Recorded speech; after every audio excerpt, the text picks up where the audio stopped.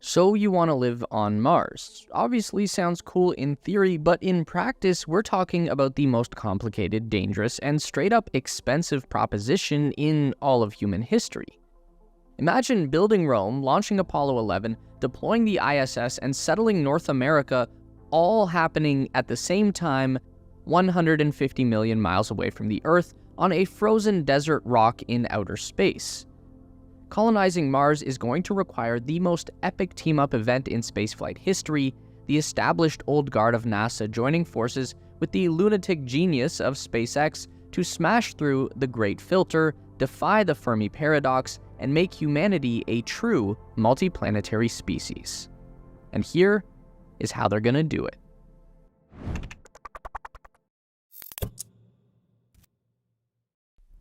Elon Musk likes to talk about this idea of a window in time. Life on Earth has existed in one form or another for over 3 billion years, and it's only now in our lifetime that the human species has achieved the technology required to leave the Earth and visit an entirely new planet. While that makes us an incredibly special generation of people, it also shoulders us with an incredible new responsibility. A window has opened for the first time in 3 billion years. But we have no way of knowing how long it will stay open, and if we squander this opportunity now, it may never come again. Best case scenario, the Earth has another billion years remaining as a habitable environment for life to exist. Worst case scenario, it could all be over today. So the desire, the will for human beings to explore the solar system and seek out strange new worlds is fundamental to our existence. We are explorers and we are survivors. It's coded into our DNA. So all we really need is the vehicle to get us there. Someone needs to show us the way. This is the basic principle that guided Elon Musk when he was founding SpaceX 20 years ago. We know that humanity can provide the will to explore. SpaceX only needs to provide us the way.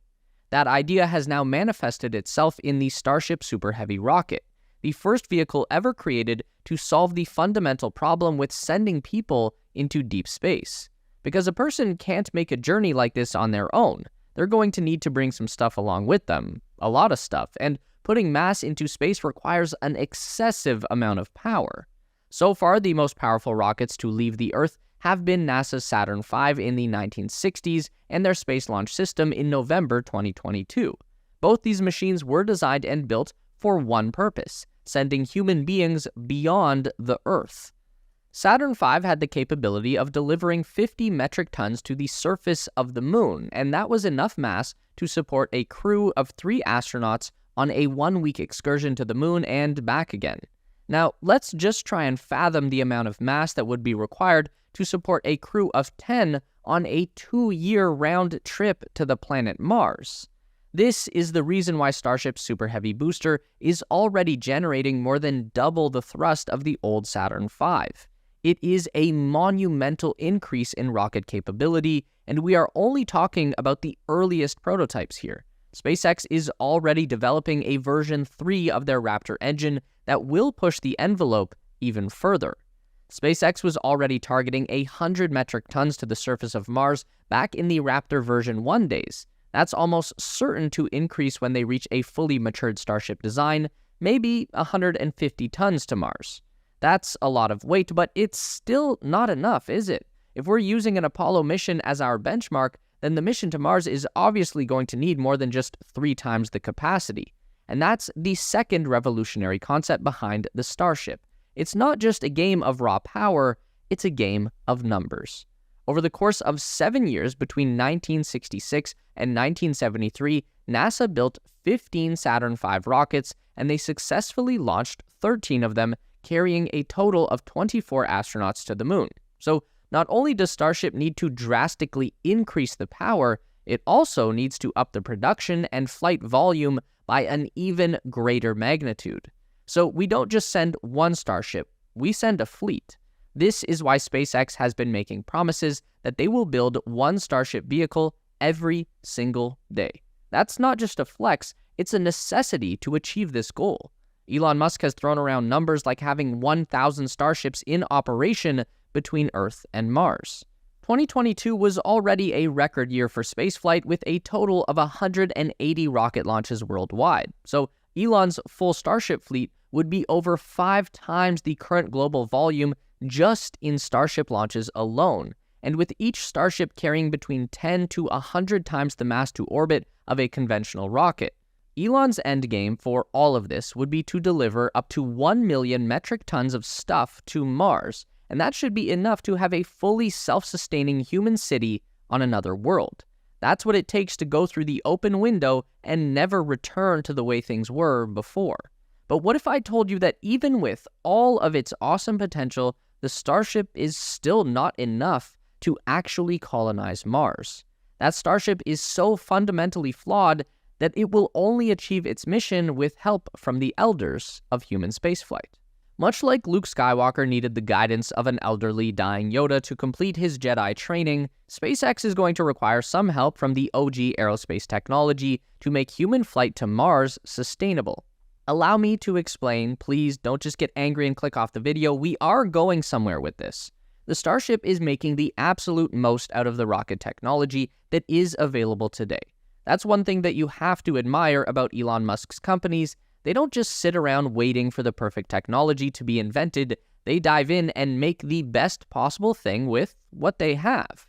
This is how Tesla got established. No one else in 2008 thought that the technology was ready to do a fully electric sports car, but Tesla figured it out and they made it work. That ended up going pretty well for them.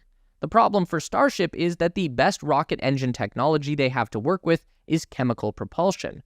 That's where you take an extremely flammable fuel, mix it together with liquefied oxygen, and blow it up at high pressure inside a combustion chamber.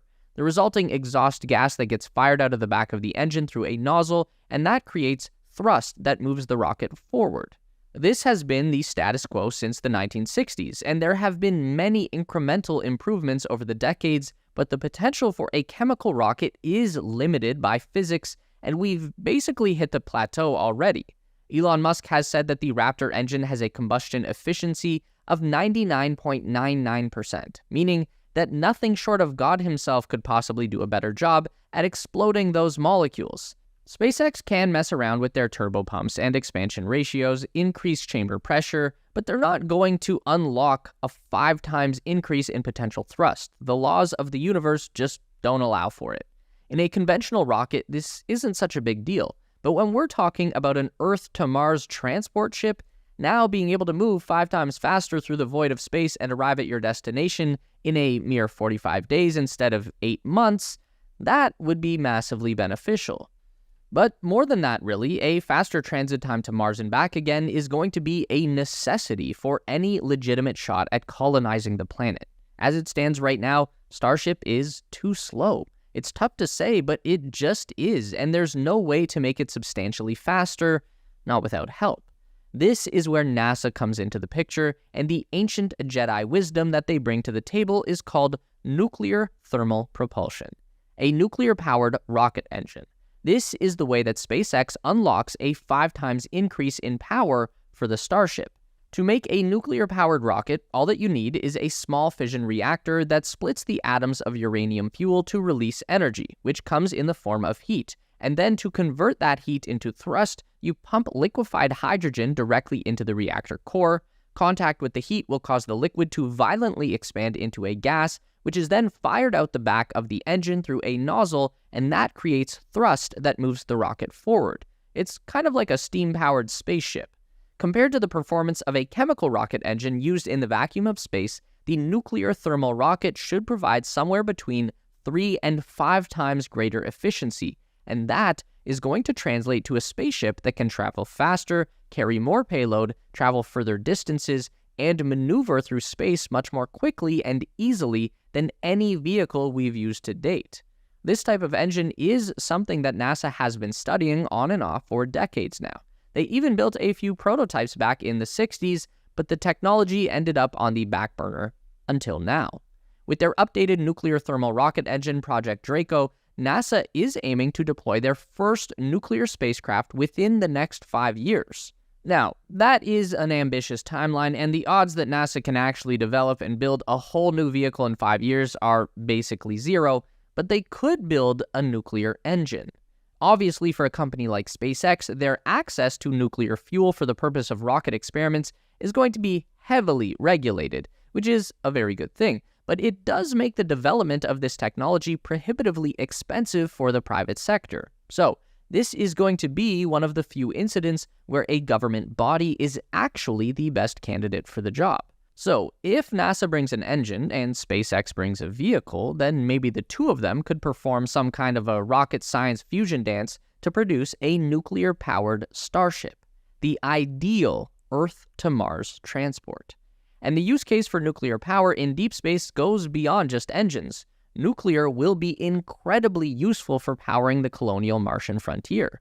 Solar power isn't going to cut it on Mars, at least not until we can figure out how to build gigantic solar farms on an alien planet and rig up all of the battery backups and everything to go along with it. If we want abundant, reliable energy on Mars from day one, then we'll need something like NASA's kilopower, which is a small modular nuclear reactor that is specifically designed to be deployed in space. NASA intends to test their first 10-kilowatt reactor on the moon by the end of this decade, and they are eyeing this technology to power human outposts on the moon and Mars. So NASA might be a dinosaur, but they do bring some useful stuff to the table, and that goes beyond just nuclear tech. NASA is also pretty good at logistics. Elon Musk talks a lot about a Mars city, but that dude has yet to get into the logistics of how such a thing would actually come together. How do you build it? Who are you going to send to Mars? Who's in charge? How do you do project management of a space colony on an alien planet? These are not questions Elon Musk can or should answer. The guy couldn't even make a social media company work. If Elon tries to run a Mars colony the way he runs Twitter, a lot of people are gonna die. Luckily, this is something that NASA is already working on. Take Mars Dune Alpha, for example. This is a simulated Mars habitat constructed using 3D printing technology that could someday be deployed on Mars. And NASA is conducting their first round of human experiments by placing 4 people in their Mars mission simulator for an entire year. They've already locked a crew in there, and we are going to see how they deal with the isolation and the environment of a space colony.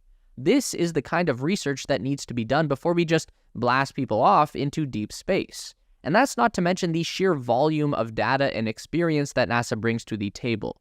They've been studying Mars from the ground level for decades now. No one knows more about landing on Mars and operating a long-duration mission on the surface than NASA.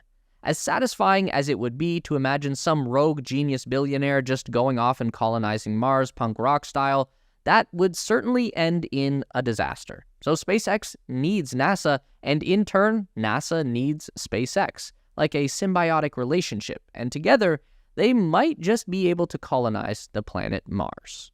Don't forget to give this video a thumbs up today if you liked it. That is so important for getting our content out to more people. If you enjoy the content, then you'd probably also enjoy our weekly newsletter, so sign up with the link down below at theteslaspace.com.